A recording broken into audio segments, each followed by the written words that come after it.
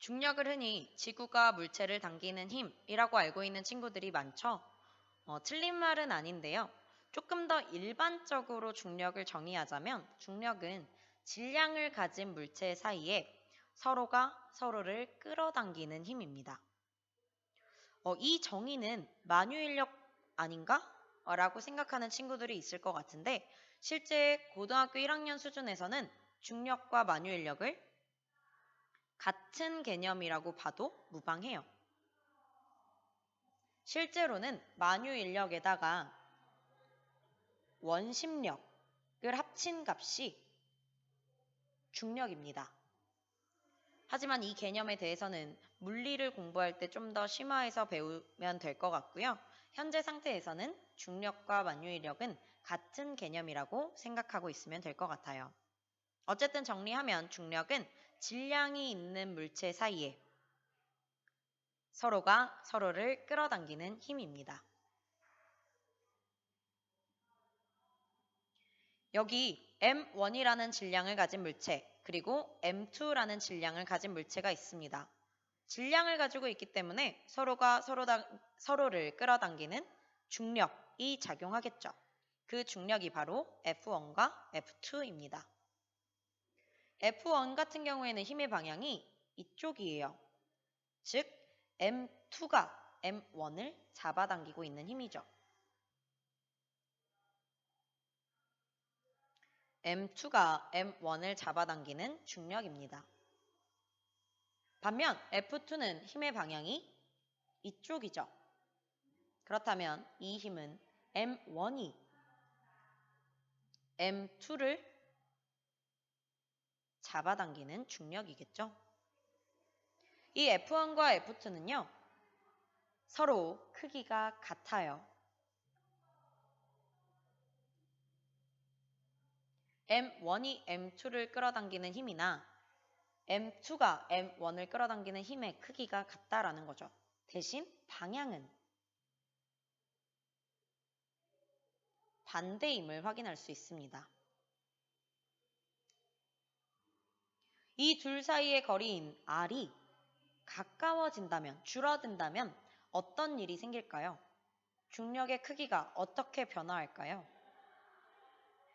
거리가 가까워지게 되면 중력은 증가합니다.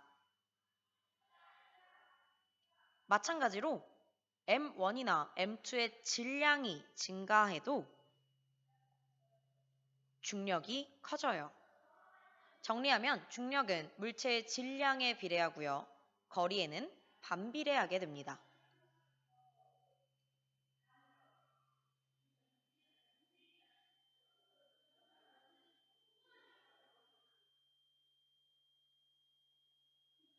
이 중력의 또 다른 특징에는 물체가 붙어 있어도 서로 작용을 할 수 있고 떨어져 있어도 작용할 수 있다라는 특징이 있어요. 세상에 있는 모든 질량을 가진 물체들은요, 서로가 서로를 끌어당기고 있습니다. 태양과 지구도 서로 끌어당기고 있고요. 지구와 달도 서로가 서로를 끌어당기고 있어요. 상황을 한번 가정해 볼게요. 사과나무에 사과가 있었어요. 사과는 질량이 있죠? 지구도 질량이 있습니다. 그러면 지구는 사과를 끌어당기겠네요. 사과도 지구를 끌어당기겠죠. 같은 힘의 크기로. 그런데 왜 사과만 떨어질까요? 서로 같은 힘의 크기로 끌어당기고 있는 건 맞지만 사과의 질량이 지구의 질량에 비해 너무나 작기 때문에 사과만 움직임이 있게 보이는 거죠. 여러분이 지구에 있습니다.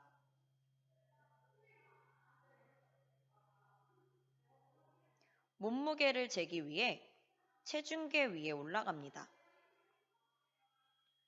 어쨌든 지구는 여러분을 잡아당겨요. 여러분도 지구를 잡아당기죠. 같은 힘의 크기로. 체중계에는 수치가 나타나게 됩니다. 어떠한 수치가 나타나냐? 지구가 나를 잡아당기고 있는 그 중력의 크기가 체중계에 나타난 거죠.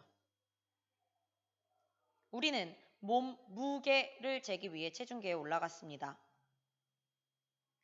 그 체중계에 나타난 수치는 지구가 나를 잡아당기고 있는 중력의 크기입니다.